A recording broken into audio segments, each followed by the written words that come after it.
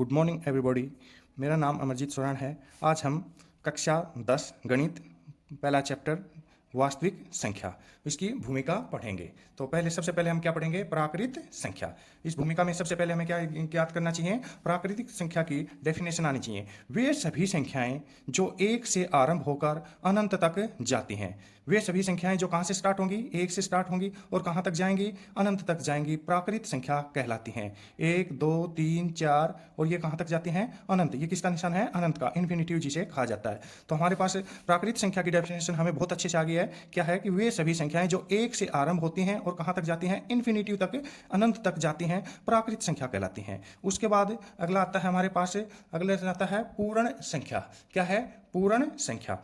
वे सभी संख्याएं जो कहाँ तक होंगे हमारे पास? वे सभी संख्याएं जो जीरो से आरंभ होकर, कहाँ से स्टार्ट होंगी? जीरो से आरंभ होकर अनंत तक जाती हैं। कहाँ तक जाएंगी? ये भी अनंत तक, पूर्ण संख्या कहलाती हैं। जैसे जैसे अब इसकी ये कहाँ से स्टार्ट हो रही है? 0 1 2 3 4 और कहाँ तक जा रही है? इन्फिनिटी तक जा रही है। इसलिए ये संख्या कैसी संख्या कहलाती हैं? पूर्ण संख्या कहलाती हैं। पूर्ण संख्या कहाँ से स्टार्ट होती हैं? 0 से। प्राकृत संख्या कहाँ से स्टार्ट हो रही है? 1 से। 1 से स्टार्ट होने वाली संख्याएं क्या कहलाती हैं? प्राकृत संख्या।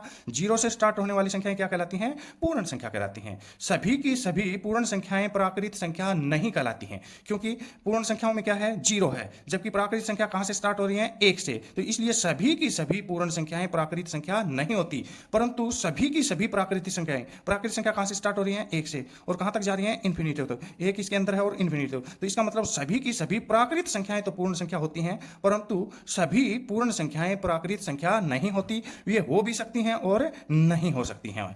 फिर आता है इसके बाद हमारे पास पूर्णांक। किसकी डेफिनेशन है?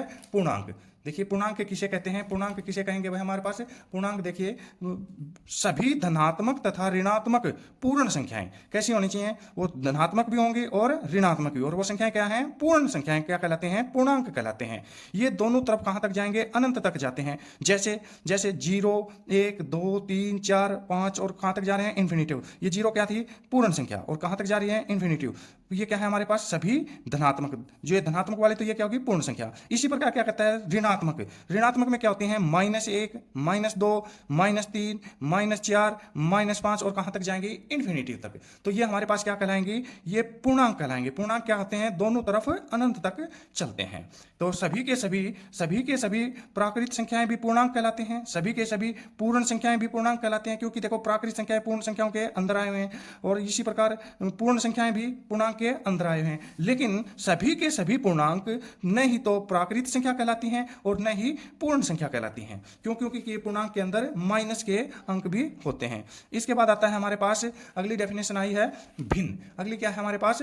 भिन्न। भिन्न किसे कहते हैं? अब देखिए भाई, भिन्न हमारे पास सभी धनात्मक पूर्णांक जिन्हें हम अंश बटे हर के रूप में लिख सकें। क्या होने चाहिए? धनात्मक पूर्णांक होने चाहिए। सभी के सभी पूर्णांक कैसे हों? धनात्मक पूर्णांक हों, जिन्हें हम किसके रूप में लिख सकते हैं? अंश बटे हर के रूप में लिख सकें। और हमारे पास हर क्या नहीं होना चाहिए इसमें? हर 0 के बराबर, हर बराबर नहीं होना चाहिए 0। ये ध्यान रखें, हर बराबर नहीं होना चाहिए 0। अगर हर 0 के बराबर हो जाएगा तो वो भिन्न नहीं होती है। तो इसलिए हमारे पास सभी के सभी पूर्णांक भी कैसे होने चाहिए? इसमें धनात्मक पूर्णांक होने चाहिए, और वो धनात्मक पूर्णांक में हर क्या होना चाहिए? 0 नहीं होना चाहिए। तो उसे हम भिन्न कहते हैं। जैसे 3/4 5/2 3 सही 6 3 सही 6 3 सही 9/9 ये गलत लिखा गया था यहाँ पे, 9/11 0/8 आदि, ये सब क्या कहलाते हैं? हमारे पास भिन्न कहलाते हैं। अगला है हमारे पास परिमेय संख्या। अब हमें परिमेय संख्या की डेफिनेशन जानना बहुत जरूरी है, क्योंकि जो हमारा चैप्टर है वास्तविक संख्या, इसमें परिमेय, अपरिमेय और वास्तविक ये तीनों का यूज होगा। तो इसलिए हमारे पास क्या है? परिमेय संख्या। वे सभी संख्याएं जिन्हें हम P/Q के रूप में लिख सकें परिमेय संख्या कहलाती हैं, परंतु Q बराबर नहीं है 0। अब देखिए, भिन्न और परिमेय संख्या में क्या अंतर है? परिमेय संख्या में वे सभी संख्याएं आ जाती हैं जिन्हें हम P/Q के रूप में लिख सकें, परंतु भिन्न में क्या लिखा था हमें? वे सभी धनात्मक, उसमें केवल धनात्मक संख्याएं ही यूज होती हैं। इसमें धनात्मक और ऋणात्मक दोनों संख्याएं प्रयोग कर सकते हैं। जैसे हम इसमें उदाहरण भी लिखेंगे, जैसे 1 3 -4 7/3 -8/5 9/11 3 सही 7/9 -4 सही 6/8 आदि, इनमें माइनस की भी संख्याएं यूज होते हैं और प्लस की भी होते हैं, इसलिए इन्हें भिन्न से थोड़ा सा अलग होते हैं। भिन्न में क्या होती हैं, सभी की सभी धनात्मक होती हैं। तो इसलिए परिमेय संख्या के अंदर क्या क्या आ जाएंगे, परिमेय संख्या के अंदर सभी के सभी क्या आ जाते हैं, प्राकृत संख्या आ जाती हैं, पूर्ण संख्या आ जाती हैं, पूर्णांक आ जाते हैं, भिन्न आ जाते हैं। सभी के सभी पूर्ण संख्या, प्राकृत संख्या, पूर्णांक, भिन्न क्या कहलाते हैं, परिमेय संख्या कहलाते हैं। परंतु सभी की सभी परिमेय संख्या नहीं तो भिन्न होती हैं, क्योंकि माइनस की आते ही वो क्या हो जाएंगी, भिन्न नहीं है। नहीं पूर्णांक होते हैं, पूर्णांक क्योंकि इसमें संख्या अंश बटे हर के रूप में लिख रखी है तो वो पूर्णांक नहीं होते। अब पूर्णांक उसके बाद नहीं तो ये पूर्ण संख्या होती हैं और न ही प्राकृत संख्या कहलाती हैं। अब हमारे ये पास यहाँ पर एक डेफिनेशन और है, परिमेय संख्या की एक डेफिनेशन और है। वो डेफिनेशन क्या है, देखिए, वे सभी संख्याएं जिन्हें भाग देने पर क्या करना है, हमें कोई संख्या है उसको भाग देंगे तो या तो शेष शून्य हो जाए, हमारे पास शेष क्या बच जाए, शून्य, मतलब पूर्ण रूप से भाग हो जाए, या दशमलव के बाद संख्याएं पुनरावृत्ति होने लग जाएं। क्या होने लग जाएं, पुनरावृत्ति होने लग जाएं, तो ऐसी संख्याएं क्या कहलाती हैं, परिमेय संख्या कहलाती हैं। और इसके लिए हमारे पास क्या आ जाते हैं, जैसे एग्जांपल में क्या है, हमारे पास ये है 3.574 574 574 ऐसे ऐसे ऐसे ऐसे, और इनकी भी पुनरावृत्ति होती जाएगी और ये जाति अनंत तक रहेंगी। तो इसलिए इनकी पुनरावृत्ति बार बार होने लगी है, तो ये संख्याएं कैसी संख्या कहलाती हैं, परिमेय संख्या कहलाती हैं। इसके बाद हमारे पास जो अगले डेफिनेशन बची है वो है अपरिमेय संख्या। अपरिमेय संख्या की डेफिनेशन क्या हो जाएगी, अपरिमेय संख्या वे संख्याएं कहलाती हैं जो परिमेय नहीं है, जो परिमेय नहीं है उन्हें अपरिमेय संख्या कहते हैं। जैसे √3, √5, √7, √9 एक अपरिमेय संख्या नहीं है, क्योंकि √9 एक पूर्ण वर्ग संख्या है, और पूर्ण वर्ग संख्या 9 का पूर्ण वर्ग करेंगे तो हमारे पास क्या आ जाता है, 3 आ जाएगा। तो इसलिए यह एक अपरिमेय संख्या नहीं है। किसी भी संख्या को √ में पूर्ण वर्ग हो तो वो वहाँ अपरिमेय संख्या नहीं है, वो क्या कहलाएगी, परिमेय संख्या कहलाएगी। पाई आदि ये सब क्या कहलाते हैं, अपरिमेय संख्या कहलाते हैं। ये सब क्या कहलाते हैं, अपरिमेय संख्या कहलाते हैं। और ये अपरिमेय संख्या कहलाते हैं, इसकी एक डेफिनेशन और है, जो जैसे हमने परिमेय संख्या की एक दूसरी डेफिनेशन पढ़ी थी, इसी प्रकार अपरिमेय संख्या की भी हम एक दूसरी डेफिनेशन पढ़ेंगे। और वो क्या डेफिनेशन है, वो है वे सभी संख्याएं जो किसी संख्या से भाग देने पर न तो पूरी भाग होती हैं, नहीं तो पूरी भाग होते हैं, मतलब उनका शेष 0 नहीं बचता है, और न ही दशमलव के बाद अंकों की पुनरावृत्ति होती है। नहीं हमारे पास अंकों की क्या होती है, पुनरावृत्ति होती है। परिमेय संख्या में अंकों की पुनरावृत्ति होने लगी थी, लेकिन इसमें पुनरावृत्ति भी नहीं होती और ये खत्म भी नहीं होती, और ये अनंत तक चलती रहती हैं। जैसे हमारे पास इसमें हम इसका उदाहरण लेके जाते हैं, जैसे 3.7426335, इसी प्रकार संख्याएं बदलती रहेंगी, पुनरावृत्ति बार बार वही संख्याएं नहीं आएंगी, तो उन्हें क्या कहलाएंगे हमारे पास, अपरिमेय संख्या। तो अपरिमेय संख्या की डेफिनेशन क्या हो जाएगी, हमारे पास √3 वाली संख्याएं और जो शांत ना हो और पुनरावृत्ति ना हो, तो वे संख्याएं क्या कहलाती हैं, अपरिमेय संख्या कहलाती हैं। इसके बाद नंबर आता है वास्तविक संख्या। वास्तविक संख्या किसे कहते हैं, वास्तविक संख्या वे सभी परिमेय तथा अपरिमेय संख्याएं हैं, वे सभी की सभी क्या कहलाती हैं, वास्तविक संख्याएं कहलाती हैं। सभी की सभी परिमेय संख्याएं, सभी की सभी अपरिमेय संख्याएं दोनों मिलकर क्या बनते हैं, वास्तविक संख्या बनती हैं। जैसे √3, √5, √9, -6, 9/4, -5/7, और इसी प्रकार यहां पे आ जाता है हमारे पास 3 सही 6/19, पाई 7/5, 0 आदि, ये सब की सब संख्याएं क्या कहलाती हैं, सारी की सारी संख्याएं क्या कहलाती हैं, वास्तविक संख्या कहलाते हैं, जिसे इंग्लिश में हम रियल नंबर कहते हैं। अब हमारे पास अगला हमारे पास जो डेफिनेशन है वो क्या है, हमारे पास अगला डेफिनेशन है हमारे पास यूक्लिड, जो हमारे चैप्टर में आएगा। यूक्लिड में हमारे पास किसका प्रयोग किया गया है, यूक्लिड एक गणितज्ञ हुए हैं, उन्होंने जो भाग विधि दी वो जो साधारण भाग विधि दी गई है वो किसकी है, यूक्लिड की देन है, और इसे 2 भागों में बांटा गया है, यूक्लिड लेमा और यूक्लिड एल्गोरिथम।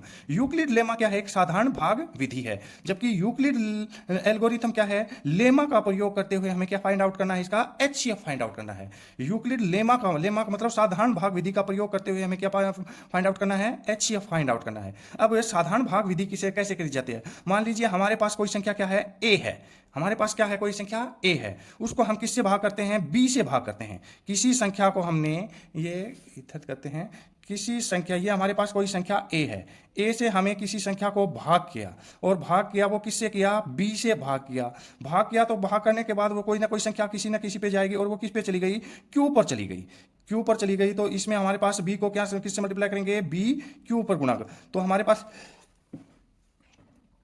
तो हमारे पास कोई ना कोई यहाँ पर क्या बचता है, शेष। जैसे जैसे एक बार करके देखते हैं। जैसे मैंने 14 है, 14 कोई संख्या है और इसको मैं किससे भाग करता हूँ, 5 से भाग करता हूँ। तो 5 दूनी 10, 5 दूनी 10, तो शेष कितना बच गया, 4। सेम प्रोसेस यही है। ये हमारे पास 5 क्या है, जिस संख्या से हम भाग कर रहे हैं, और ये क्या हमारे पास भागफल। तो इसी प्रकार हमारे पास इसका अगर सॉल्यूशन लिखें तो क्या लिखेंगे हम, 14 बराबर है 5 गुणा में 2 प्लस 4।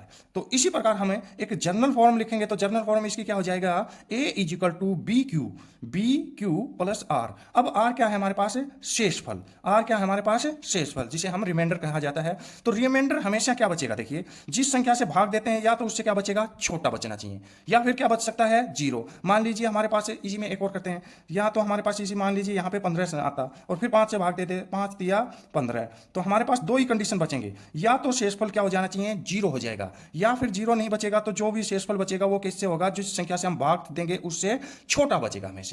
तो इसको हम कंडीशन में लिखेंगे तो क्या लिखेंगे, आर हमारे पास जो शेषफल है या तो 0 होगा या 0 से बड़ा होगा, और किससे छोटा होगा, जिस संख्या से भाग दे रहे हैं उससे छोटा होगा। तो ये हमारे पास इसकी जो कंडीशन है वो हम क्या लिख देंगे, इसके अंदर जो कंडीशन लिखेंगे, r is greater than equal to, r बड़ा होना चाहिए, बड़ा या बराबर होगा, या तो 0 के बराबर होगा या 0 से बड़ा होगा, लेकिन छोटा किससे होगा, जिस संख्या से किस संख्या से हमने b से भाग दिया है तो b से छोटा बचना चाहिए। तो ये हमारे पास कंडीशन है, a is equal to b q plus r is greater than equal to 0 and less than b।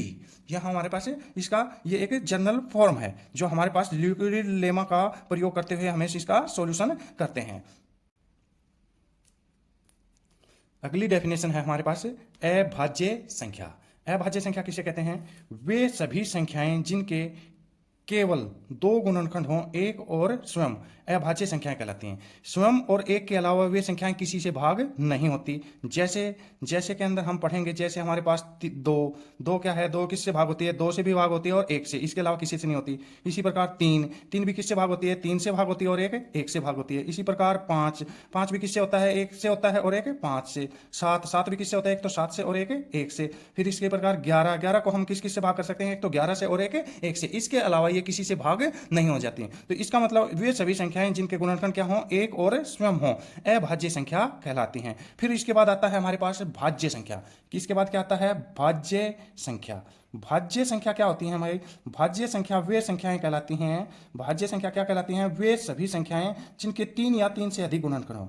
वे सभी हम भाज्य संख्या की डेफिनेशन पढ़ रहे थे, क्या है भाज्य संख्या, वे सभी संख्याएं जिनके क्या हों, 3 या 3 से अधिक गुणनखंड हों, उन्हें क्या कहेंगे, भाज्य संख्या कहते हैं। जैसे 4 के हमारे पास कितने गुणनखंड हो जाएंगे, एक तो किससे हो रही है ये, 4 से, एक से, 2 दूनी 4, तो कितने गुणनखंड हो गए इसके, 3 गुणनखंड हो गए। इसी प्रकार 9 के कितने हो जाएंगे, एक तो 9 से भाग हो रहा है, एक हमारे पास 1 से भाग होता है और एक 3 से भाग होता है। इसी प्रकार 12 के हमारे पास एक तो 12 हो जाएगा, एक हो जाएगा और एक हमारे पास 3 गुणा में 4, तो हमारे पास इसके कितने हो गए, और एक क्या हो जाएगा, 6 गुणा में 2, तो इसके 3 से अधिक गुणनखंड हो गए, तो ये हमारे पास क्या होगी, भाज्य संख्या। इसी प्रकार हम इसका करना चाहेंगे तो 5 और 15 और 1, 3 गुणा में 5, इसके भी कितने हो गए, 4। इसी प्रकार 24 के करेंगे तो हमारे पास एक तो 24 हो जाएगा, एक हो जाएगा, एक 12 गुणा में 2 हो जाएगा, एक 6 गुणा में 4 हो जाएगा, एक 3 गुणा में 8 हो जाएगा। तो इस प्रकार ये सभी क्या हैं,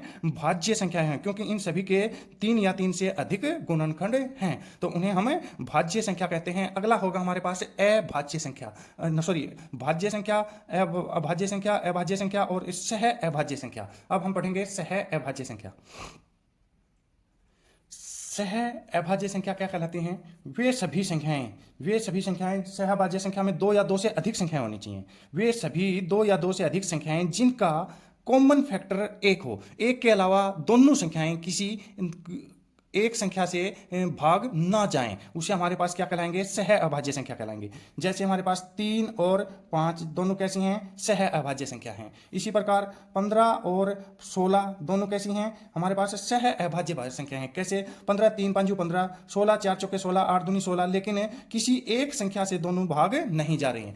टुकड़े तो हैं इनके, लेकिन वो टुकड़े किसी दोनों में कॉमन नहीं है, इसलिए जो भी संख्याएं हैं वो हमारे पास सह अभाज्य संख्या कहलाएंगी, जो कॉमन नंबर से भाग ना जाएं। और लगातार जो संख्याएं होती हैं, कंसिस्टेंट नंबर, वो हमेशा सहअभाज्य संख्या कहलाते हैं। जैसे जैसे हमारे पास क्या है 20, 21, ये भी हमारे पास क्या है सहअभाज्य संख्या है, क्योंकि ये किसी एक संख्या से दोनों भाग नहीं होते। इसी प्रकार हमारे पास लिखते हैं 24, 25 सहअभाज्य संख्याएं हैं, क्योंकि ये दोनों किसी, तो इसी प्रकार हम कह सकते हैं कि लगातार जो संख्याएं होती हैं वो सारी की सारी सहअभाज्य संख्याएं होती हैं। धन्यवाद। आज का टॉपिक यहीं पे खत्म होता है। कृपया लाइक, सब्सक्राइब, शेयर करें।